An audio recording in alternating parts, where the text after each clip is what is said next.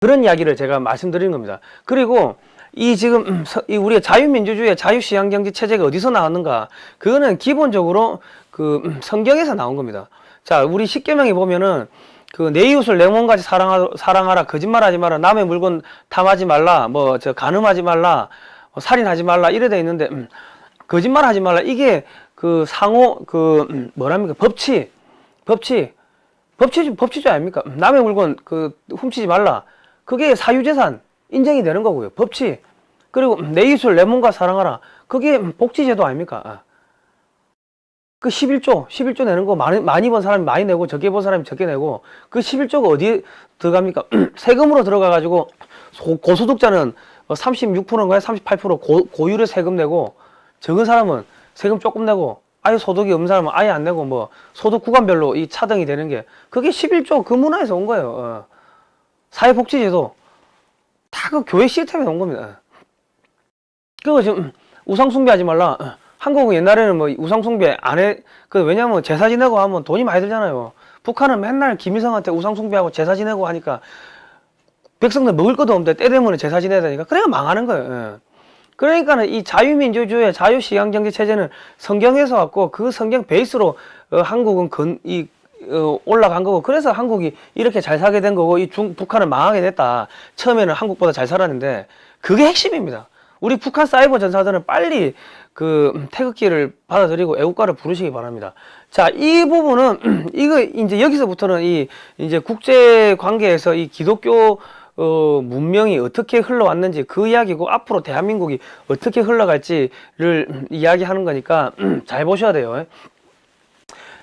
자꾸 뭐 종교하고 뭐 썩냐 이런 이야기를 하시는데 이거를 아시면은 그 전 세계에 흘러가는 게 보입니다. 진리가 너희를 자유케 하리라. 이 흘러가는 맥을 보셔야 돼요. 자, 아가서 2장 1절에 보면 나는 샤론의 수소나 샤론의 장미, 이거 원문에 보면 샤론의 장미로 로주로 나오는데 골짜기 백합화로다 이런 이야기가 나와요. 샤론의 장미가 뭔가 쳐보니까 무화로 나와, 무화. 근데 이 이스라엘 그 유태인들은 샤론의 장미를 엄청나게 중요시한대요. 왜? 이 흡을 파는 광야에서 샤론의 장미 이게 딱 한 송이 딱 피면은 이게 그 예수 그리스도를 그 상징한다는 거죠. 뭐 그렇대요. 그런데 샤론의 장미가 왜 무궁화야? 무궁화가 원산지가 중동이 아닙니다. 이 중국 쪽이에요. 중국 쪽. 원산지가 저기 중동이 아닌데 중동 이스라엘 애들이 무궁화를 샤론의 장미로 쓴다. 희한해요. 근데 무궁화 유래를 찾아봤어요. 무궁화는 꽃으로도 으뜸임을 나타내고 옛날 중국에서는 군자의 기상을 지닌 꽃이라 하였고 무궁화하고 군자하고 뭔 상관입니까? 근데 군자의 기상을 지녔대. 그리고 서양에서도 그들 이상의 꽃이 샤론의 장미라 하여 무척 사랑한다. 무궁화의 원산지를 중국, 인도, 이란, 시리아 등지로 알고 있지만은 기원전 4세기 전국시대 후의 전국시대 후에 저작된 것으로 알려진 그 지리서 산해경에 보면은 명확히 군자국을 지칭하여 근역이라 되어 있고 무궁화는 아침에 꽃이 피고 저녁에 꽃이 지는 훈화로 소개되어 있다. 유럽의 그리스에도 광범위하게 심어져 있는 꽃으로 알려져 있다. 이게 여기서 말하는 근역이 어디냐? 고조선. 이 고조선의 꽃이었는 거예요. 고조선의 꽃.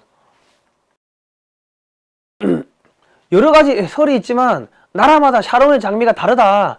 미국에서는 무궁화를 샤론의 장미라고, 영국이나 호주에서는 상록수인 서양 금사면을 샤론의 장미라고 부른다.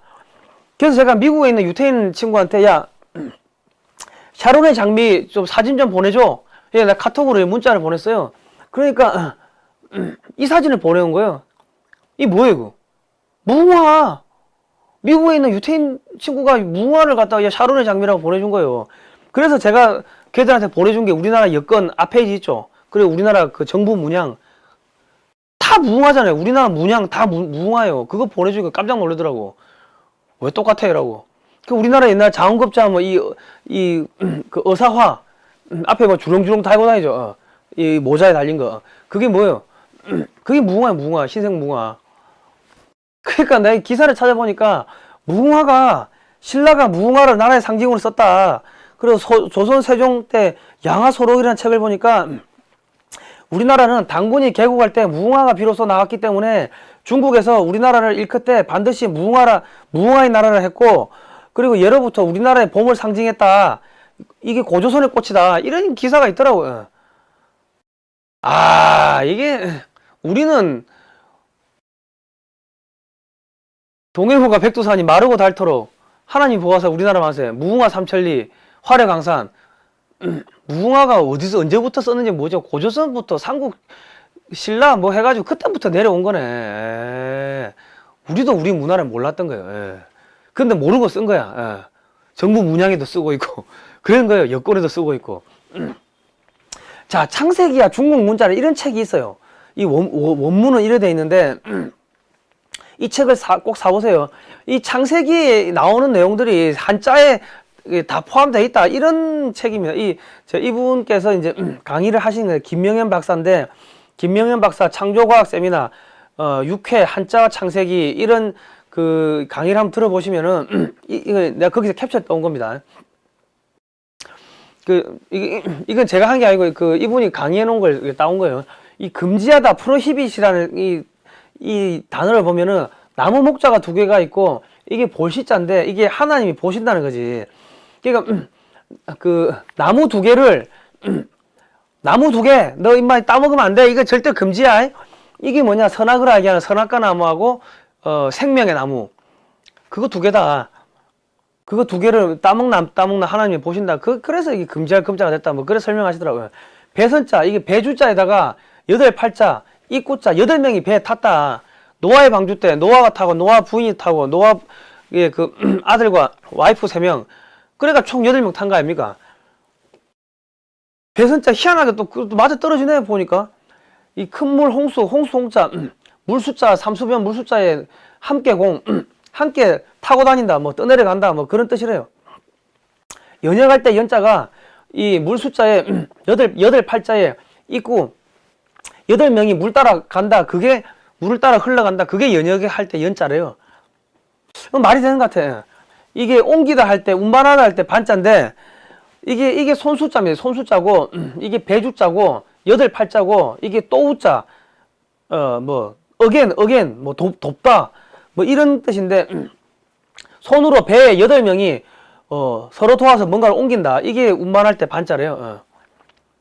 그 창세기 홍수시나 이런 거하고 좀 뭔가 자꾸 엮여 있는데, 어쨌든 동방문자의 기원이, 미국의 하버드 대학에서는 BC 한 2500년 경부터 시작된 게 아니냐. BC 2500년이면 사망오제 이때부터 시작된 게 아니냐. 이래 하는데 지금 우리나라 동양의 석가모니 공자는 이때 그거고, 그러니까 성경에 나왔던 내용들을 한자로 풀이해 쓰면은 그게 동양 철학이 되는 거. 영어로 쓰면은 서양 철학이 되는 거예요. 별게 있는 게 아니고. 자, 그런데 지금 저희가 매주 토요일 오후 2시에 방송을 하는 게 향림자의 중국 뽀개기라는 방송인데, 이 요즘에 4,500년 전에 청동기가 땅속에서 발견된대요. 이거를 지금 하버드가 제일 열심히 연구한대. 근데 이 글자 한 개 한 개가 이 한자의 원형이 되는 그 글자인데 한 10,000개가 만 몇천 개 발견했는데 이제 글자 한 1,000개 해독을 했대요. 그런데 이 글자 하나를 해독하기 위해서는 책을 몇십 권을 봐야 되고, 그 당시에 무슨 일이 있었는지를 다 알아야 된다는 거죠. 그러니까 얼마나 이게 근문이라도 근문. 하여튼 이런 게 있다는 거예요. 지금 이런 것들이 계속 발굴되고 있다. 이런 청동기에서 글자가 막 새겨지는데 고조선의 역사가 나온다는 거예요, 여기서. 그러니까 이 지금 중국의 사마천의 사기가 완전히 사기였다 이런 이야기를 하는 게 공자가 앞전부터 있었던 죽간을 한 3,000 몇백 개를 불태워버리고 자기한테 유리한 거 한 300개만 놔뒀다는 거예요. 그 역사를 조작했다는 거예요. 조작된 역사에서 그걸 또 인용하고 하니까 조작 해가지고 지금 중국의 역사는 다 거짓말이고 그거를 또 동북공정 해가지고 지끄라고 다 조작을 했는데, 갑자기 이런 것들이 이 땅속에서 팍 튀어나왔는데 발견하니까 중국의 역사가 전부 조작됐고 고조선의 역사가 그대로 나오는 거예요. 희한하죠. 감추어진 게 드러나는 거예요. 그 인터넷이 발달되니까 전 세계에서 다 연구를 하게 되니까 중국이 거짓말도 못하는 거예요. 이거를 전 세계에서 하버드가 고고학 이런 부분들, 고대사 제일 열심히 연구를 많이 한다. 이승만 대통령 하버드 나왔다. 뭔가 이게 엮이는 것 같아요. 이게 이제 근문신고라는 책인데, 그렇다는 겁니다.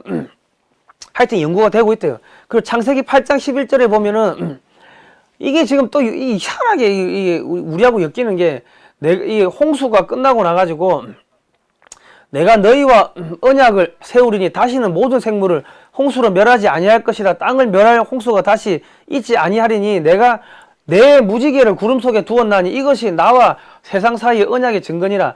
내가 구름으로 땅을 덮을 때 무지개가 구름 속에 나타나면 내가 나와 너희 및 육체를 가진 모든 생물 사이에 내 언약을 기억하리니 나는 다시는 물이 모든 육체를 멸하는 홍수가 되지 아니할지다. 이래 했는데 몽골 애들이 한민족을 보고 우리 보고 솔롱고스 무지개 나라 솔롱고스 이런 이야기 하는 거예요. 그러니까 아까 한자를 누가 만들어요? 동이족 북방기가민족 걔들이 만드는데 걔들 그 한자 속에 그 창세기 이야기가 들어있는데 이 또 무지개 이런 이야기도 나오는 거예요. 그러니까 어떤 관계가 있는지 저는 학자가 아니니까 모르는데 그런 논문들이 요즘에 계속 나오고 있고 그런 책도 나오고 있으니까 뭔가가 무슨 뭐 상관관계가 있지 않겠는가 하고 생각을 하는 겁니다. 그런데 기원전 7세기경에 주조된 것으로 추정되는 그 그리스 아테네 은하인데 요즘에 이제 고조선에 이제 왕실 문양이나 이런 것들이 나오는데 고조선에 왕실이 뭐 문양이 뭐 부엉이였다 뭐 이런 이야기가 있더라고요. 하고 그 관직을 다 새 이름에서 관직을 따왔다 그런 이야기가 있더라고요. 근데 부엉이가 있다. 그리고 아까 보셨다시피 무궁화가 그 아테네에 그리스에 많다. 이게 뭔지는 모르겠지만은 이 동과 서양의 이런 문명의 이동이 아주 고대에도 있었구나 하는 거를 우리가 알 수가 있는 거예요. 뭐 동에서 서로 온 건지 서에서 동으로 간 건지 저는 뭐 그까지는 모르겠지만은 뭔가 이동이 있었다. 그리고 제우스가 이 동방에서 왔다. 그런 이야기. 그러니까 뭔가 추론을 하자면은 동양의 이 선진 문명을 가지고 있었던 집단들이 이동을 한 게 아닌가. 이 그리스 쪽으로 뭐 그런 생각이 듭니다. 저는 뭐 학자가 아니라 정확하게 모르겠지만은 추정을 하는 거죠. 그리고 지금 유태인과 중국의 첫 만남이라는 기사가 있는데 그 기원전 이게 조갑제닷컴에서 쓴 알려지지 않은 중국 유태인 이야기 김필재 기사가 쓴 거예요. 자, 유대 민족이 바빌론에서 포로 생활할 때 그 기원전 586년에서 536년에 처음 만났다 이런 이야기가 있고 중국에 들어오기 시작한 거는 유대 구전에 따르면 206년에서 221년 중국 한나라 때 들어왔다. 그리고 유대인들이 인도와 페르시아를 거쳐가지고 1127년 처음 또 중국에 들어왔던 뭐 그 당시에 당나라하고 뭐 무역했던 시부리어 이런 편지들이 발견된다. 쭉 이런 이야기 나오고 또 뭡니까? 여기 이사야서 49장 10절에서 12절에 보면은 내가 나의 모든 산을 길로 삼고 나의 대로를 도두리니 어떤 사람은 먼 곳에서 어떤 사람은 북쪽과 서쪽에서 어떤 사람은 시님 땅에서 오리라고 되어 있다. 근데 현재 성경 연구 학자들이 하는 이야기는 이사야서에 나오는 시님이 중국을 지칭하는 것이라는데 일치하고 있다. 지금 중국 땅이라는 거죠. 그러니까 지금 유태인들이 계속 번창해가지고 1279년에는 보다 훌륭한 뭐 사원을 재건하겠다고 뭐 그런 사원 재건 운동도 있었고 뭐 하여튼 유태인들이 이때 원나라에서도 재정 관리 뭐 이런 요직을 유태인에 맡겼다. 유태인들 이 중국이나 몽고 사람이 아닌 수많은 외국인의 이름이 한문으로 표기되어 있다. 뭐 이런 이야기들 이게 외몽고 왕조 실력에 이런 게 나온다는 거예요. 유태인들 이름이 나온다는 거죠. 그 유태인들이 어떻게 이스라엘에 있는 애들이 이렇게 많이 와 살았어? 이때 북경에 실제로 1354년에 수도에서 큰 폭동이 일어나가지고 반란을 진압하기 위해 가지고 회계도와 유태인들을 북경에 소집을 했는데 이때 소집된 유태인 장졸만 4만에 가까웠다. 한 4만 명 이상의 유태인들이 중국에 살았다는 거예요. 그 당시에. 원나라가 멸망하고 주원장이가 원나라 망하고 주원장이가 명나라 건설을 하면서 몽고족을 비롯한 유태인들 등 외국인을 이 땅에서 쫓아내야 된다. 이렇게 이야기를 하고 선동을 했다는 거예요. 그래서 하여튼 쭉 유태인들이 중국에 살았다. 근데 이쪽에 살던 애들이 어떻게 일로 왔대? 이상하게 생각할 거 아닙니까? 근데 유태인이 제가 알아보니까 유태인이 두 종류래요. 제가 유태인 이야기하는 게 미국하고 엮여서 그래요. 지금하고 다 엮여서 그런 겁니다. 유태인이 두 종류인데 한 종류가 이 성경에 나오는 아브라함, 뭐 이삭, 그 성경에 나온 유대 종족으로서의 그런 뭐 저기 유태인이 하나 있고, 우리 엄마 아버지가 뭐 유태인이었어요. 그래가 자기도 모르게 태어나자마자 유태인이 된 사람이 있고, 유태인은 아닌데 유대교를 믿으면 유태인이 된다 그러더라고요. 그 제가 갑자기 유대교 믿으면 제가 유태인이 되는 거예요. 한국계 유태인. 그래야 된다는 거예요. 그런데 2세기, 3세기, 4세기 이때경에 그 흉노하고 한나라하고 엄청나게 치열하게 계속 싸워가지고 흉노가 깨지면서 북흉노가 이제 서진을 합니다. 서진을 해가지고 여기 저기 독일까지 들어가 버리죠. 이렇게 해가지고 독일까지 들어가니까 이게 이제 훈족의 대이동입니다. 얘가 독일 가니까 독일에 있던 게르만족이 놀래가지고 남하를 하니까 서로마가 망했다. 서로마 제국이 망해서 이런 사건이 뭐 2세기, 3세기, 4세기 뭐 그때쯤에 있었다는 거예요. 그 우리가 생각하는 유태인은 이런 랍비, 이스라엘, 지금 이스라엘 살고 있는 이런 사람들을 생각을 하는데 실제로 이런 유태인이 있었다는 거예요. 칼 쏘고 이 활 쏘고 얘들하고 이 고구려하고 뭐 틀립니까? 얘들이 유대교를 믿는 이런 북방 기만민족이 있었다는 거죠. 자, 그 카자리아 이게가 흉노의 일파가 이쪽으로 가다가 또 아유 힘들다 하고 그 저기 안 가고 있었던 쉬던 애들도 있었을 거 아닙니까? 그런 애들 중에 남은 애들이 카자리아라는 나라를 만들었는데 이게 돌골 투르크 계통이었던 북방 기마민족 국가 카자리아가 7세기에 갑자기 유대교로 개종을 해버린 게 유대교를 믿기 시작한 거예요. 그러니까 아까 우리가 유대교 뭔가 북방 기마민족 한자하고 엮여 있고 무지개 솔롱고스 뭐 창세기에 무지개 나오고 하니까 아 이 구약의 창세기하고 뭔가 있겠구나 뭐 우리는 충분히 생각할 수가 있는데 어떤 연유인지는 모르겠지만은 뭐 하여튼 믿었다. 그래가지고 갑자기 얘들이 유태인이 된 거예요. 이게 히브리어로 아슈케나지라는 게 독일을 말하는데 얘들이 나중에 독일로 들어가거든. 이래가지고 아슈케나지 유태인이 된 거예요. 물론 뭐 그중에 일부는 뭐 남쪽으로 내려간 애도 있겠고 나중에 그 무슨 문제가 생기냐 최근에 와가지고 이쪽에 북방에 있던 그런 친구들이 그 이스라엘로 들어간 애들도 있겠고 뭐 그렇겠지만은 어쨌든 간에 그 성경에 나오는 그런 그 유대 종족하고 다른 유대교를 받아들인 종교 집단이 11세기에는 전체 유태인의 한 3% 정도 됐는데 이게 1930년경에는 92%까지 늘어났다가 그 저기 나치가 600만 명 학살하면서 그때 다른 유태인들 놔두고 아슈케나지 유태인 그 이쪽에서 넘어왔던 유태인들만 집중적으로 학살을 하는 바람에 이게 지금은 80% 정도밖에 안 남았다는 거예요. 전체 유태인의 80%가 이 북방계 아슈케나지 유태인이라는 거예요. 그래가지고 그 애들이 지금 한 미국에 한 500에서 600만 명 살고 있다. 그런데 이 지금 러시아에 비로비잔 그 유태인 자치구가 있어요. 자치구가 있고 이 폴란드 이 다비드 벤구리온이라는 사람이 이스라엘 건국의 아버지인데 이분이 러시아 제국의 일부였던 폴란드 그 푸원스크에서 태어났고 뭐 동유럽에서 활동했고 터키에서 활동했고 이랬다. 그러니까 전형적으로 아슈케나지 유태인인 거죠. 그런데 여기 보니까 벤구리온이 이 저기 이스라엘 건국을 해달라고 1948년에 유엔에 청원한 거는 여기다 여기 헤이론 양성, 흑룡강성 하루 여기 어딘가에 이스라엘 세우겠다고 한 거예요. 아니 이스라엘 세울 것 같으면 지금 이스라엘 세우지 여기를 해달라고 한 거야. 그러니까 자기들의 그 원래 고향이 어딘 줄 알고 있다는 거야. 아슈케나지 유태인은 여기 지금 빨간색 원이 비로비잔 유태인 자치구인데 여기다가 이스라엘 세우려고 했다는 거예요. 그리고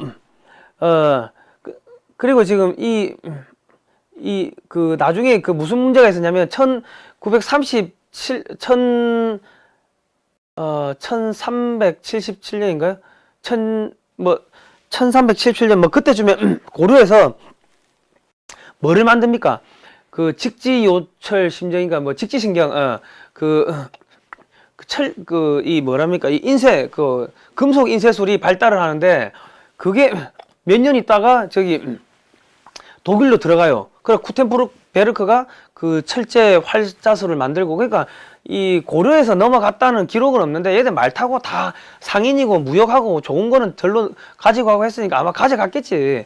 그래가지고 쿠텐베르크가 성경을 막 찍어내가지고 전 세계 말로 퍼뜨리고 하니까 그전에는 가톨릭의 신부님들만 성경을 갖고 있었고, 야 이거 돈 내면은 하나님이 저기 천국 보내준다 해가지고 면제부 팔고 사기치고 그래가 잘 먹고 잘 살고 있었는데, 성경 딱 보니까 원래 거짓말이네 이런 사기꾼 새끼들. 그래가지고 종교혁명이 일어나가지고 그 신교와 구교가 갈라지는 그런 계기가 된 거죠. 그게 아슈케나지 이쪽 그 유태인들이 그걸 했다는 거지. 그래가지고 나중에 보면은 2차 대전 때 나치가 그 유태인 학살할 때 그 가톨릭이 그 나치한테 그 돈 대주고 막 그 쑤셔가지고 그 아슈케나지계 유태인을 죽여버린다고. 그 다른 유태인들은 걔들은 상관없으니까 나의 선조 때부터 내려오던 그 비즈니스를 깬 놈들이 저 아슈케나지계 유태인이다. 그래가지고 다 죽여버린 거예요. 그래가지고 이 동유럽, 폴란드, 뭐 오스트리아, 뭐 독일 이쪽에 살던 그 유태인들을 죽이다가 이제 나중에는 이 사람들을 어디로 보낸다? 나중에는 죽였는데 처음에는 이 아프리카의 마다가스카르 이쪽으로 배로 보내가지고 거기다 격리시키겠다. 뭐 그런 계획이었는데 일본 애들이 그거 알고 야 우리한테 보내라 해가지고 일본 애들이 이 보고 계획이라는 걸 세운 거예요. 유태인 이게 하얼빈에 가면은 유태인 사당이 이렇게 있어요. 유태인 사당. 이 다윗의 별 있죠. 이 하얼빈에 있는 두 개의 유대교가 있는데 이게 하나는 옛날 거고 하나는 뭐 새 거다 이런데 이 당시에 유태인들입니다. 그 하얼빈에 있었던 유태인들. 그러니까 이 만주국을 세우면서 이 유태인들 자금 가지고 그런 거를 이 만주국을 운영을 하려고 했다. 그게 보고 계획이다. 잘 먹으면은 맛있는데 잘못 먹으면은 보고에 독에 쏘여가 죽듯이 이 유태인이 그런 그랬다. 그래가지고 유태인들이 나중에 이쪽 한 2만 명 정도 이 중국 만주 쪽으로 와요. 그리고 나머지는 또 상해 쪽에 또 많이 이렇게 온다고. 오면서 왜 유태인들을 데리고 왔냐 일본이 만주를 먹으려고 하니까 미국에서 제동을 걸거든. 야 가스라 테프트 조약의 그 뉘앙스를 보면은 일본은 조선만 먹어. 만주는 우리가 먹으려고 남겨두니까 이 손대면 안 돼. 이 망할 놈 자식들아. 그게 이 뉘앙스였어요. 근데 이게 나중에 이거를 만주를 먹어버리면서 이제 일본하고 미국 관계가 파토가 나버렸는데 어쨌든 간에 미국한테 인정을 받으려고 하니까 미국에 있는 아슈케나지계 유태인들을 그 설득하고 움직여가지고 야 우리가 너희 친구들 너희 형제 자매들 다 보호하고 있으니까 우리 만주 먹는 거 좀 허락해줘 이렇게 한 거예요. 그랬는데 1929년에 10월 24일 날 뉴욕 주식시장이 대폭락하고 검은 목요일이 생기면서 자기 자식을 팔아야 되는 이런 상황들이 생기니까 미국의 아슈케나지계 유태인들이 이쪽에 돈을 보낼 수가 없는 거지. 그리고 미국 입장에서 봤을 때 야 미국의 아슈케나지계 유태인들은 야 저기 우리 손자니까 막 우리가 가야 되는데 그래가지고 우리가 1860 몇 년도 조미 수호 통상조약을 맺었는데 그때는 빠그라졌는데 뭐 미국이 파괴했지. 우리가 가야 되는데 왜 일본이 왜 가? 저기 안 되네. 그래가지고 나가리 날려버린 거예요. 그러니까 뭐예요? 나중에 일본이 저기 진주만을 습격을 해버린 거지. 그 수천 명이 진주만 공습이 되는 거고 수천 명이 죽고 그리고 그 태평양 전쟁으로 35만 명 이상이 죽었는데 그게 1941년 12월 달이죠. 12월 7일이죠. 진주만 습격한 게. 그런데 이승만 대통령의 프란체스카 여사가 첫 번째 영부인이셨던 이승만 대통령 부인께서 첫 번째 영부인이셨던 프란체스카 여사가 오스트리아계 유태인이었다. 프란체스카 도너, 오스트리아계 유태인, 북방계 그 아슈케나지계 유태인 아닙니까? 그러니까 이 만주에서 있었던 일들, 상해에 있었던 일들 이런 것들을 이승만 대통령한테 이야기 다 해줬고 이승만 대통령은 이거 싸우겠구나 미국하고 일본하고. 그래서 저펜 인사이드 아웃이라는 그런 책이 나온 거예요. 그리고 그 타이핑을 누가 쳤어요? 그 프란치스카 여사가 다 쳐준 거고 미국의 유태인들한테 다 뿌린 거고 그런 비하인드 스토리가 있는 겁니다. 그리고 상해 임정께 있을 때 이승만 대통령은 그 사람들 만났을 거 아닙니까? 뭐 알고 있었겠지 돌아가는 거. 그리고 이승만 대통령 같은 경우는 그 한하게 밝으셨기 때문에 아까 뭐래서 내가 성경에서 동양 철학이 나왔고 성경을 영어로 쓰면 그게 서양 철학이고 그러니까는 이승만 대통령은 한하게 밝았고 또 왕족이니까 암만 몰락한 왕족이라 하더라도 그쪽에 내려오는 집안에 뭐 여러 가지 고소들 이런 거 있었을 거 아닙니까? 그런 거 봤을 거고 하니까 동양의 문명의 흐름이라든지 영국의 그런 뭐 저기 뭐 역사 그리고 미국의 역사 이게 얘들이 아슈케나지 유태인이구나. 얘들이 결국은 흉노 그 위로는 고조선이고 그 문무대왕 비에 보면은 나는 흉노의 왕 기말지의 후손이다. 뭐 이래 돼 있는데 그리고 진지 망인이 어쩌고저쩌고 돼 있는데 진나라에 망한 사람들이 신라로 왔고 저기 일본으로 갔고 그런 역사들 알고 있었을 거다. 또 영어로 성경 받고 5년 7개월 동안 하니까 동양 철학, 서양 철학, 성경 그런 고대사 완전히 빵꼼이지. 그다음 유태인들이 이야기해주고 그러니까 잘 통한 거예요. 그게 내가 이 직지 심재 요절 1377년에 이게 이쪽으로 갔다는 기록은 없는데 갔을 거다. 말 타고 상인들 해가지고 그래가지고 이 종교혁명이 일어났다.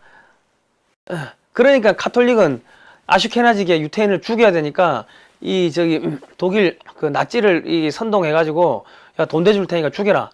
그런 짓을 한 거예요. 지금 이 카톨릭 로마 그 카톨릭이 지금 중국하고 뭐 하고 있습니까? 중국에서 포교하게 해주면은 우리가 중국에 돈 빌려줄게. 또 저기 성직을 또 매매하고 거래하고 있는 거죠. 그리고 뭐라고 해서 대만을 포기할 수도 있다. 아니 종교면은 자기가 죽는 거 알아도 가가지고 선교를 해야지. 그러니까 종교가 아니고 이 로마 카톨릭은 지금 비즈니스를 하고 있는 거예요. 바티칸 시국, 바티칸 내 국가예요. 국가가 판매하는 상품이 로마 카톨릭, 문화 상품이 로마 카톨릭인 거예요. 그러니까 저기 박근혜 정권 때 뭐 했습니까? 정의구현 사재단 그 걔들 예수회 아닙니까? 예수회. 걔들은 무엇을 위해서 움직입니까? 오로지 로마 카톨릭의 이익을 위해서 살인도 서슴지 않고 그 교리 따위는 필요 없는 게 그게 그 예수예요. 걔들이 뭐였어? 제주 강정기지에 구름비 바일 살려야 된다고 미사하고 국정원 해체하라고 미사하고 한국을 갖다가 중국한테 협상의 카드로 던져준 거예요. 로마 카톨릭이 한국 카톨릭 그 신부들 동원해가지고 그겁니다. 그런데 박근혜 대통령이 뭐 했어요? 로마 교황을 끌어들이가 거기서 저기 또 미사 지내고 한 거 아닙니까? 광화문에서. 그리고 뭐 했어요? 중국 전승열 올라가 손 흔들고 이슬람가가 시잡 뒤집어 쓰고 한국에 할랄 식품 끌어들이고 그리고 간통죄 폐지하고 간통죄 2015년에 위헌 판결 나고 16년에 형법에서 사라졌어요. 그러니까 박근혜 대통령의 그런 정책이 친카톨릭, 친이슬람, 반기독교, 반미, 반일 이래 된 거예요. 그러니까 미국이 기독교계가 이렇게 그 작업해가 날려버리고 그냥 국내에서 표면적으로 드러난 거는 탄핵이다. 뭐 그래 나오는데 박근혜 대통령의 그런 탄핵은 국제 정세 속에서 봐야 되는 겁니다. 지금 미국의 뭐 기독교 단체고 뭐 인권 단체고 박근혜 대통령 인권에 대해 한마디도 안 하잖아요. 그러니까 그래 되는 거예요. 그러니까 지금 어떻게 됩니까? 지금 지금 트럼프 대통령이 장벽을 쌓아버리는 게 멕시코에 장벽을 쌓아버리는 게 이민이 못 오게 하는 것도 있잖아요. 마약이 못 넘어오게 하니까 멕시코 마약이 어디로 갑니까? 마약 판돈 다 카톨릭으로 가는 거 아닙니까? 로마 카톨릭 바티칸으로 중남미의 국가들 다 플레테이션 농업 집단 농장 해가지고 그래가지고 그 돈이 어디로 갑니까? 로마 카톨릭 가니까 중남미들 다 경제 박살 내는 거예요. 그 로마 카톨릭의 돈줄을 차단하기 위해 가지고 그 돈줄이 중국으로 가니까 그렇게 흘러가는 겁니다. 아르헨티나 IMF 들어갔잖아요. 포르투갈, 이태리, 그리스, 스페인 다 기독교 국가 아닙니까? 기독교란데 카톨릭 국가 아닙니까? 다 그냥 카톨릭이고 친중이고 경제 박살 내가지고 완전 그냥 뻗어버린 거 아닙니까? 교황이 아르헨티나 출신이고 그러니까 한국은 왜 경제 제재하냐? 한국이 그 바티칸에 헌금 갖다 바치는 게 세계 9위래요. 한국 경제 무너뜨려가지고 그 바티칸에 들어가는 돈 돈줄 차단하는 거지. 그렇게 흘러가는 거예요. 그리고 지금 중국 죽이려고 뭐 합니까? 그 베네수엘라 갈아엎어 버려 가지고 베네수엘라 500억 달러 한 60조 투자한 거 못 쓰게 날려버리고, 베네수엘라 석유가 원유가 중국으로 못 들어가게 틀어막아 버리고, 그리고 이란 봉쇄 그 금수 조치 해가지고 원유가 이란산 원유가 중국으로 못 들어가게 막아버리고, 이란산 정제유 벤젠 톨루엔 자이렌 파라자이렌 항공유 휘발유 이런 정제유들이 중국으로 못 들어가게 막아버리고, 그리고 철강 철판 철강 귀금속 산업에 들어가는 그런 금속들 수출 차단해가지고 중국으로 못 들어가게 만들어버리고, 그러면 중국이 거기서 그런 거 사오면서 이란에다가 무기 팔았는데 중국은 돈이 없는 거예요. 기름이 없는 거예요. 그러니까 이런 것들이 한 두어 달 있어야지 효과가 나타나거든. 왜냐하면 비축해놓은 걸 빼다 쓰니까. 그러니까 한 두어 달 정도, 한 달 이후 한 두 달 되면은 물가가 폭등한다, 기름값 올라가고, 중국의 산업의 뼈대를 부숴버리겠다. 그게 지금 트럼프 대통령이 하는 겁니다. 그리고 또 뭐랍니까? 중국의 그 산업의 피를 완전히 빼버리겠다. 그게 뭡니까? 일본한테 환율 재협상하자. 그게 뭐예요? 일본이 중국에다가 300억 달러 통화 스와프 맺고, 그 통화 무역 사절단 보내고 대규모 투자하고 1대1로 투자하고 이 짓거리 하니까는, 너 임마 중국에 우리한테 돈 벌어가지고 중국에 갖다 줘, 이 망할 놈 자식들, 아구창 날려버리는 거예요. 그러니까 돈줄 차단하고. 그 또 뭐 있어요? 그 은행 3개, 야 북한에 돈 줬네, 야 명단 갖고 와, 리스트 갖고 와, 검사 한번 해보자. 걔들이 미국이 몰라가지고 달라고 하겠습니까? 그냥 갖고 오면 은행 3개 날리는 거예요. 그러면 중국은 돈줄이 없는 거죠. 그 위성에서 그 돈줄이 씨가 마르는 거예요. 위성에서 보니까 그 도시 1000개가 지금 불빛이 사라졌대요. 중국 도시들이. 이 망해가는 거죠. 그 또 뭐가 있습니까? 돼지 콜레라. 돼지 콜레라, 아프리카 열병인가 생겨가지고 돼지가 죽어나가니까 돼지값이 20% 이상 올라간대. 더 올라가겠죠. 그 폭동이 일어나게, 폭동. 그래가지고 완전히 중국의 산업을 멸절시켜버리고, 중국의 금융을 멸절시켜버리고, 중국의 농업이나 이런 것들 멸절시켜버리고, 중국 안에서 폭동이 일어나가지고, 완전히 분열이 되게끔 그래 만든다. 그게 지금 미국의 전략이다. 그런데 거기 돈 대주고 있는 게, 노르마 교황청이고, 거기 돈 대주고 있는 게 그게 문재인 정권이다. 1대1로에 투자하고 중국산 태양광 패널 사오고 그 짓거리 하고 있고, 교황한테 가가지고 알랑방구 끼고 교황한테 돈 갖다 주고 북한에 한 가주세요 하고 그 짓거리 하고 있다. 죽는다. 끝난다는 거죠. 자, 그런데 그러니까 이 아슈케나지대 유태인들이 유럽으로 갔다가 미국으로 갔다가 선교사로 들어와가지고 한국으로 온 거예요. 이승만 대통령 감옥에서 이런 것들을 아셨던 것 같아요. 그러니까 1903년 11월 교회 경락이라는 책을 한성 감옥에서 쓰면서, 우리도 오늘부터 깨달아, 우리 손으로 힘들어 나라를 영국, 미국 같이 만들어 놓고 세계 각국에 대한 선교사를 파송하여 야만과 미개한 인종들에게 전도할진데, 우리나라, 우리의 나정복도 크겠고, 우리의 권리도 커지겠고, 우리의 영광도 영국, 미국까지 드러날지다. 아니, 내일 모레 죽을 놈인데, 사형수인데 이게 말이 됩니까?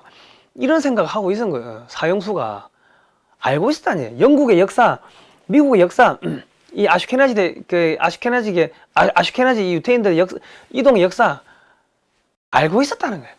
그러니까 야만과 미개한 인종들에게 전도할진데, 조선이 야만과 미개의 나라 아닙니까? 근데 이런 이야기를 해요. 알고 보니까 내가 고조선 거기 후예구나. 거기 쭉 조선 다음에 조선이 박살나고 깨지고 중원에 이 패자가 된 게 부여라는 브랜드고, 그 다음에 그 부여가 망하고 생긴 게 고구려, 구리,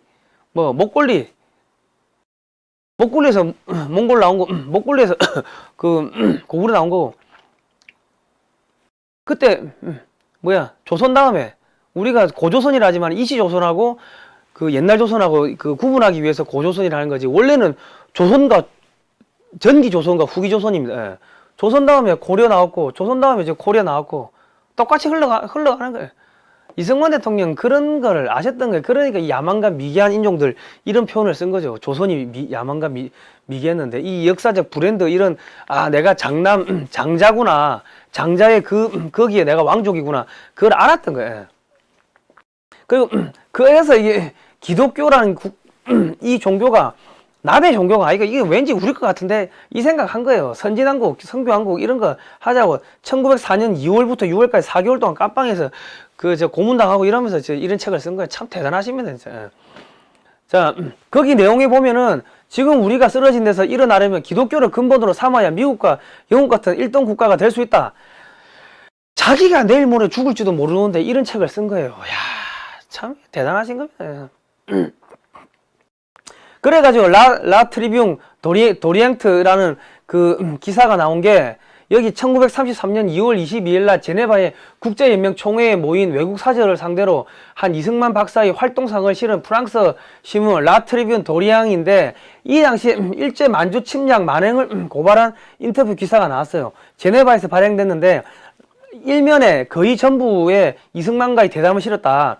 이승만의 경력과 활동에 대한 소개, 기사와 함께 만주 문제와 동아시아의 정치에 대한 그의 견해가 자세히 보도가 됐는데 다른 때와 마찬가지로 이승만은 조선의 독립이 동아시아의 안정과 평화의 필수적 조건임을 계속 이야기한 거예요. 야 이놈 이게 이제 외교적으로 이렇게 이야기한 건 물밑에서 야 이놈의 자식아 내가 임마 고조선의 후예야 너희가 임마 받들어 모셔야지 임마 큰 집에서 아재가 왔는데 몰라보고 이놈의 자식들 이런 망할 놈의 자식 너 대학 어디 나왔어? 요즘 학교에서 세계사 안 가르쳐? 이 말세다. 이야기를 한 거야, 이야기를 한 거예요. 그런데, 이거 하는 날, 식당에서, 이 인터뷰 한 날, 그 식당에서, 배가 고프니까 식당에 간 거야, 이승만 대통령이. 갔는데, 식당이 빠글빠글 하니까, 프란체스카 여사하고, 어머니하고, 앉아있는, 가족 앉아있는 그 자리에 합석을 하게 되는데, 아시아에서 웬 노인이 와가지고, 이때가 58세인가 그래서 하여튼 나중에 59세에 결혼해요. 이승만 대통령이 프란치스카 여사가 35세였고 그러니까 59세까지 결혼 안 하신 분들은 이 희망이 있는 거예요. 화이팅. 물론 영어하고 한학을 통달해야 된다는 그런 좀 아픔은 있죠. 감옥도 안 갔다 오셔야 되고. 예. 그런데 어쨌든 간에 조선의 독립 이야기, 역사 이야기 하다 보니까는 이 프란체스카 여사 같은 경우는 이 독일계 오스트리아계 유태인인데 자기 아버지가 철문 무역을 했고 돈을 많이 벌어가지고 스코틀랜드에 영어 유학을 보내서 영어 통역사 자격, 타자 속기사 자격, 도구 불어 이런 걸 다 한 거야. 그러니까 유태인 중에서 하이 퀄리티 유태인이었던 거지. 그러니까 역사 이런 걸 알았을 거 아닙니까? 아슈케나지계 유태인이고 이런 걸 알았든지 아니면 이승만 대통령이 야 너는 그런 유태인이 하고 알려줬든지 그러니까는 딱 눈삘이 맞은 거야. 그래가지고 이 신문이 나오니까 이거를 스크랩 따가지고 이승만 대통령 자고 있는 숙소에 갖다 준 거예요. 그래가지고 그 다음부터 차도 마시고 이 눈이 맞아가지고 그래 된 거예요. 근데 통역사지, 영어 통역사지, 불어는 이 서양의 사교 하는 데 있어가지고 모든 게 불어입니다. 지금도 장난이 아니지. 지금도 국제 올림픽 이런 무대 사교 이런 거에서는 다 불어를 쓰는데 그때는 더 심했죠. 불어였지. 독일어 하니까 독일계 오스트리아계 그쪽 아슈케나지계 유태인들 영어 했지. 통역사 속기사 저편 인사이드 아웃 치는데 이 프란체스카 여사가 없었다면 그 책이 나올 수가 없었고 그 책이 나올 수가 없었다면 대한민국 조선의 독립은 없었다는 거예요. 그리고 미국에 계실 때 이승만 대통령 집에 유태인들, 정치인들, 목사님들, 기자들 계속 와가지고 이런저런 이야기하면서 정보를 주는 거야. 왜? 불어되지, 독어되지, 영어되지, 동양 철학, 서양 철학 이야기하니까 오메 내가 몰랐던 건 우리 선상님 만났네 해가지고 역사 공부하러 오고 그러다니까는 또 5년 7개월 동안 감옥에 있으면서 성경 공부했으니까 자기 체험담 들려주고 간증 들려주고 하니까는 다 몰려온 거예요. 그래 프란체스카 여사의 역량이 컸다. 이분이 없었으면은 대한민국 독립은 사실상 좀 힘들지 않았냐. 그래 봅니다. 이 루즈벨트 대통령 이 일본하고 미국을 깨부순 게 이 책인데 이 책 프란체스카 여사가 다 도와준 거다. 그래가지고 1943년 11월 27일 날 카이로 회담에서 한국민이 노예 상태에 놓여 있음을 유의해 앞으로 적절한 과정을 통해 한국을 영문에는 코리아입니다. 코리아를 자유 독립국을 할 것을 결의한다. 이게 뭐냐면 100개가 넘는 식민지 중에서 유독 한국만 딱 잘라가지고 야 얘들 독립시켜야 돼 이런 이야기 한 거예요. 왜?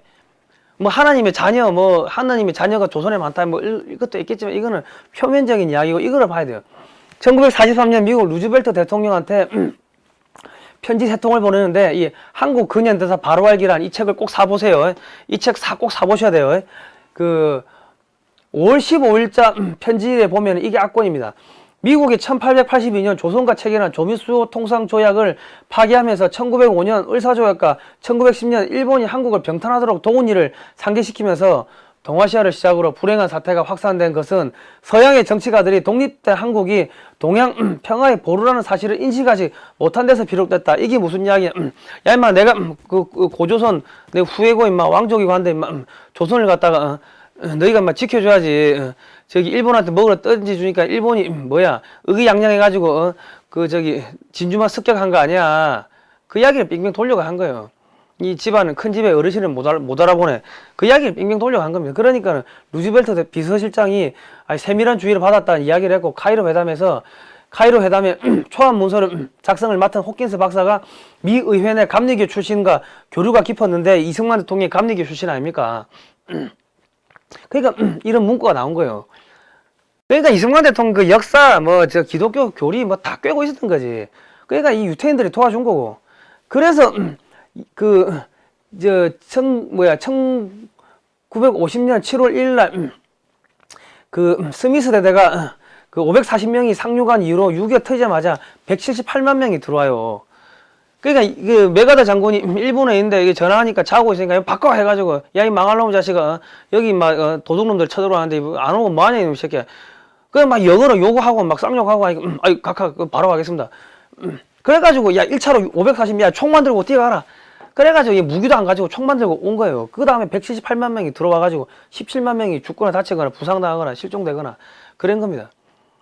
이 나라를 지켜야 되는 이유가 있는 거야. 고조선 만주로 가려면 여기가 시발점이고 고조선의 그 후에 흉노의 후에 신라 무궁화 미국 유태인들 무궁화 일본은 벚꽃 뭐 북방계 기마민족이 맞긴 맞는데 짝퉁이죠. 격가지지. 그러니까 일본 애들이 유태인들한테 야 신토하고 일본 종교 신토하고 그 유대교는 동일하다 이런 이야기를 해가지고 사기를 쳤다. 그런데 그 이승만 대통령은 그 프란체스카 여사 통해가지고 그런 유태인들 돌아가는 이야기 다 알고 있었다. 그래가지고 670억 달러가 이 전비로 쏟아부어지는데 이게 지금으로 치면 767조 그 당시 미국의 GDP로 따지면은 뭐 한 14% 정도 된대요. 그래서 이런 것들이 비하인드 스토리가 있기 때문에 이런 게 일어났다. 그리고 한미 상호 방위 조약 이게 뭐냐? 말이 안 되죠. 상호 너와 나는 동급이란 건데 어떻게 동급이 됩니까? 한국하고 미국하고 지금도 안 되는데 거지하고 삼성의 이재용 회장하고 상호 방위 조약을 맺은 거예요. 이거는 하나님의 조약인 거지. 신의 언약인 거야. 하나님의 언약인 거야. 이 사람의 힘으로 끈을 하면 죽는다. 왜? 이승만 대통령이 사바사바 해가지고 임마 만주 가야지 임마 네가 우리하고 같이 만주 가야 될 거 아니야 임마 이런 장 해가지고 맺어놓은 게 아닌가 싶은 생각이 드는 거예요. 그래가지고 이 54년도 그 8월 2일 날 저기 뉴욕을 가는데 여기 100만 명이 나왔어. 100만 명 100만 명이 나왔어. 100만 명이 아니 생각을 한번 해보십시오. 미국이 사기당했어. 한미 상호방위조약 이게 사기조약이에요. 미국 입장에서 노예계약이라고 자기 돈 들어가지고 한국을 지켜줘야 되고 자기 청년들이 휴전선에서 인계철선 해줘야 되고 자기 청년들이 피를 흘려야 되고 그리고 또 이승만 대통령이 야 2억 불 갖고 와 한국한테 2억 불 상납해야 되고 20개 사단 무장할 수 있는 무기 공짜로 갖고 와 무기도 20개 사단 무장 공짜로 시켜야 되고 계약도 사기당했고 그런데 이렇게 100만 명이 나와요. 그러니까 이거는 큰 집에서 형님 모셨다 그 퍼레이드를 한 거지. 표면적으로 나타나는 거 있지만 이 물밑에서 거대한 흐름을 이승만 대통령 꿰고 있었던 게 아닌가 싶은 생각이 드는 거예요. 이게 이제 이거는 박정희 대통령 때인데 박정희 대통령은 또 만주 군관학교 출신 아닙니까? 예. 그 저기 만주에 저기 일본인들이 있었잖아요. 저 유태인들. 그러니까 이분도 그런 내용에 대해서 알고 있었던 거야. 그리고 그 1953년 12월 달에 이승만 대통령이 그 대령 때 준장으로 진급을 시켜주고 직접 별을 달아주고 미국에 유학을 보낸다고 가서 공부하고 오라고. 미국도 갔다 왔거든. 갔다 와가지고 야, 이 중화공업이 이게 전쟁 군수 산업에 동원이 되는구나. 그것이 삘바다가 나중에 한국의 대통령 하면서 중화공업을 그 발전을 시키는 거예요. 다 그래 이어지는 겁니다. 그리고 한국과 첫 인연을 맺은 유태인이 아이젠버그인데 이분이 1921년에 독일 미넨에서 태어났고 뭐 폴란드, 우크라이나 이런 데 오스트리아, 헝가리 제국 뭐 이런 데서 그 활동을 했고 상하이에도 있었고 상하이에서 시온주의 청년 행동대 베타르 가입해가지고 활동했고 한국전 정전 무렵 한국 진출해가지고 자유당 정권 시절에 반도호텔 현 롯데호텔 자리에서 오포상 사무실을 내고 목재 철강 뭐 이런 거를 했다는 거예요. 그리고 수출입을 하고 오파상을 했는데 오스트리아 여권을 소지했던 그의 한국 진출은 이승만 전 대통령의 오스트리아인 부인이었던 프란치스카 여사의 조선으로 이루어진 것으로 전해진다. 그리고 이 사람이 나중에 60년대 한국이 서독하고 이렇게 경제협력 맺어 거기서 원조가 들어오는데 그것도 이게 다 이걸 했다. 이 뒤에서 마쿠에서 조정을 했다.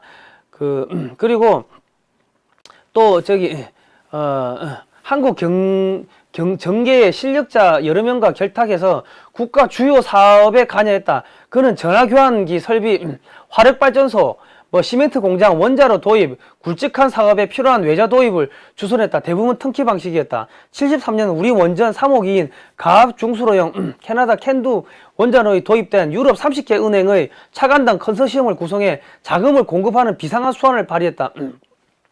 1970년대 말 베트남에 억류된 한국 공관원 석방을 위한 막바지 교섭에도 참여해 공을 세웠다.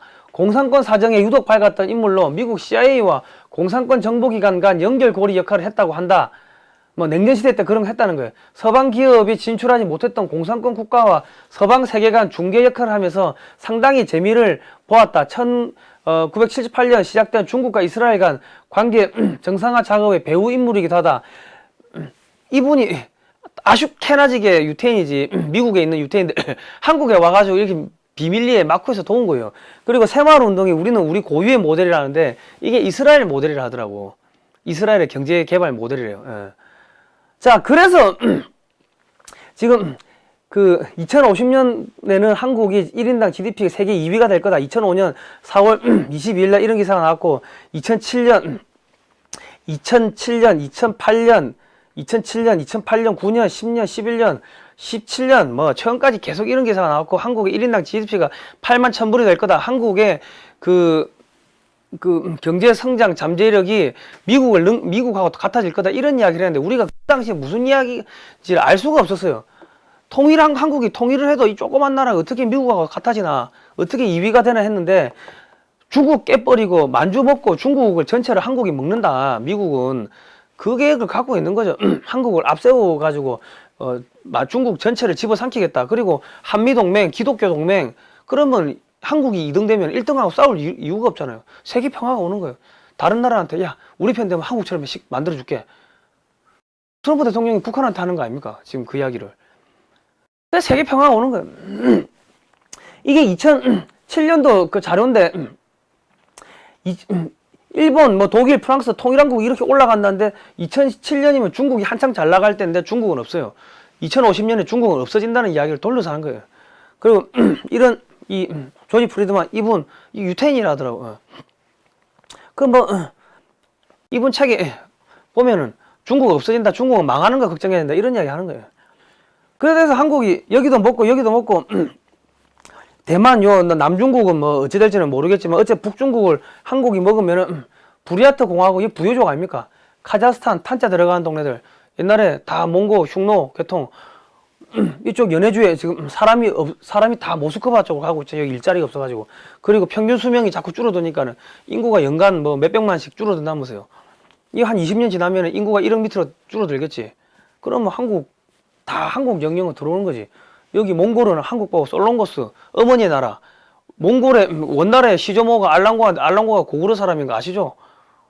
그러면 이 딱 코리아가 딱 들어가는 순간 형님 어서 오십시오 이래 되는 거예요. 미국은 한미 상호방위 조약에 따라가 주한미군 기지 쭉쭉쭉 설치하면 이거 다 미국 땅 내는 거 아닙니까? 그리고 지금 한국은행하고 한국의 은행들하고 미국의 은행하고 금융 시스템 똑같고 저 도로명 주소 똑같고 이제 학교가 한국은 3월이고 미국은 9월인데 뭐 이런 것만 조금 바꾸면은 그러면 똑같은 나라가 되는 거야. 같은 나라가 되버려. 같은 민족이고 뭐 생김새 다르고 하지만은 뭐 미국하고 캐나다처럼 미국하고 한국 되는 거야. 그러니까 되는 거야. 일본은 전략적 가치가 사라진다. 다 모든 게 여기서 움직이는데 이게 뭐예요? 일본은 그래야 되는 거야. 그 일본은 국화가 벚꽃이잖아. 그리고 한번 유태인들 갖다 버리고 사기쳤잖아요. 그 진주만 습격하고 그리고 또 천황이 하나님 돼야 되고 기독교 아니고 그러니까 일본은 뭐 지금이야 비즈니스 파트너로서 믿는 척하고 하지만 절대로 안 믿는다. 한국의 한미 상호방위 조약은 평생 유효한 종신보험이지만 일본의 미일 안전보장제하고 10년에 한 번꼴로 갱신되는 갱신형 보험이다. 어떤 게 좋아요? 종신형 보험이 좋아요? 갱신형 보험이 좋아요? 종신보험이 좋지. 그래서 한국 안 망한다. 북한 사이버 전사들 그냥 태극기 앞에 국기에 대한 경례하고 애국가 부르고 막 우리한테 그냥 그냥 막 다 같이 일하고 돈 벌어야지. 왜 김정은이한테 가나? 안 그래요? 그래서 거야 그렇게. 자, 하여튼요. 미국은 동아시아를 어떻게 지배했나? 이 책을 보면요. 반미하다가 일본에서 엄청나게 많은 정치인들 죽었습니다. 죽었고 뭐 성경에 예언된 문재인 정권의 최후는 이사야서 50장에 너희가 모두 불을 피우고 횃불을 들고 나섰지만 너희가 피운 그 횃불에 너희가 탈 것이면 너희가 들고 나서는 그 횃불에 소멸될 것이다. 내가 직접 이 형벌을 너희에게 내리고 너희는 이 고문을 견뎌야 할 것이다. 햇빛 정책 좋아하니까 하나님 아버지가 태양 속에다가 그냥 집어 던지겠다.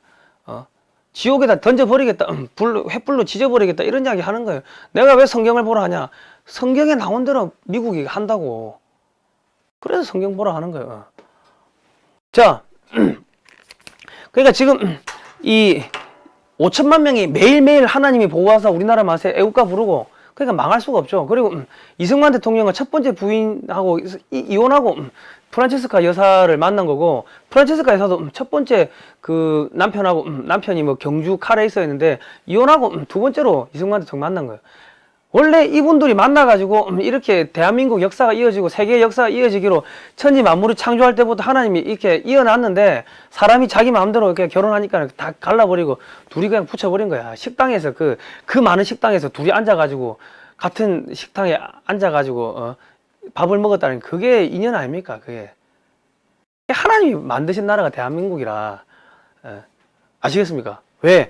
공산 제국주의에 억압받는 이 전 세계 인류를 구원하기 위해 가지고 그래서 이 나라를 만든 거예요. 그래서 한국이 88 올림픽을 하면서 손에 손잡고 하니까 소련이 무너져 버린 거 아닙니까? 동구권이 무너지고 지금 북한이 무너지고 이제 중국 무너지는 거고 그래서 미군들이 지금 군용기 타고 오기 힘드니까 그냥 일반 비행기 타고 인천공항으로 들어옵니다. 머리 짧고 늑대 이런 애들이 어마어마하게 들어온다. 그리고 미군 기지에 시설을 어마어마하게 보강한다.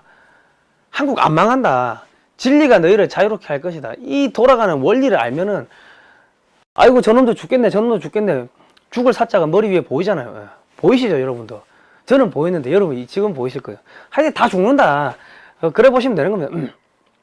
자, 황금알란 최첨단 방위산업 삼성을 뭐 펴고 있나? 이 책은 우리가 앞으로 만주 수복하고 하려면은 국방산업을 엄청나게 키워야 돼요. 이승만 대통령과 박정희 대통령 때 피눈물로 흘린 그런 피눈물로 무기를 만든 비하인드 스토리가 있는데 문재인 정권이 또 비리산업이다 해가지고 또 다 죽이려고 하고 있어요. 그래서 우리가 이거를 좀 이 진실과 오해를 알리기 위해 가지고 이런 책을 만들었는데 1940년대부터 현재까지 한국군의 변천사가 사진으로 수십 장이 들어있고 한국이 앞으로는 지금 중국이 무너지기 때문에 앞으로는 한국이 새마을 운동을 수출해야 된다. 핸드폰 팔고 이런 게 아니고 그런 이야기가 들어있습니다. 그리고 앞으로 한국이 항공우주 산업이 어마어마하게 커질 거다. 항공우주 산업에 투자를 해야 된다. 이런 이야기가 들어있으니까 뭐 투자처가 뭐 어디를 투자해야 될까 뭐 걱정이 되시는 분들 이런 책 꼭 좀 사가 보십시오. 보시면은 이 눈이 뻥 하고 뚫릴 겁니다. 예. 자, 저희가 이런 방송을 하려고 하면요. 여러분들의 후원이 필요하십니다. 예. 후원이 필요하니까 17번 좀 후원을 해주시면 감사하겠고 이 책 수익 판매 대금으로 그 저희가 이런 사무실도 운영을 합니다. 여러분 뭐 좀 많이 도와주십시오. 제가 지금 올해가 우리가 글로벌 디펜스 뉴스가 창립 5주년입니다. 창사 5주년인데 2014년 5월 21일인가 그때 창립을 했는데 그때 왜 했는가 하도 거짓말을 많이 하니까 열받아가지고 그냥 아무 생각 없이 그냥 했어요. 그냥 혼자 기사 쓰면 되겠지 했는데 하다 보니까 여기까지 왔으면 내가 왜 했는지도 모르는데 그냥 왔어요. 한 달에 400~500만 원씩 깨먹으면서 그 전에 그 해운회사 다니고 뭐 해외 기획팀, 해외 영업팀, 기획팀 이런 거 하고 뭐 중국에 국비 지원 받아서 뭐 유학 갔다 오고 뭐 서울시장 공무원도 하고 뭐 그래 했는데 내가 왜 여기 왔는지 몰랐는데 지금 보니까는 이런 거 하라고 하나님이 부르셨구나 뭐 그 생각이 듭니다. 그래서 열심히 하고 있는데 뭐 저희가 이제 뭐 여력이 시원찮으니까 여러분 17번 조금씩 후원해 주시면 저희가 좋은 방송 만들도록 하겠습니다. 자, 다음 주에 또 뵙고요. 하여튼 국민하고 힘내십시오. 힘내시고 대한민국이 엄청나게 좋은 나라가 될 겁니다. 예. 다음 시간에 뵙도록 하겠습니다. 고생하셨습니다. 예.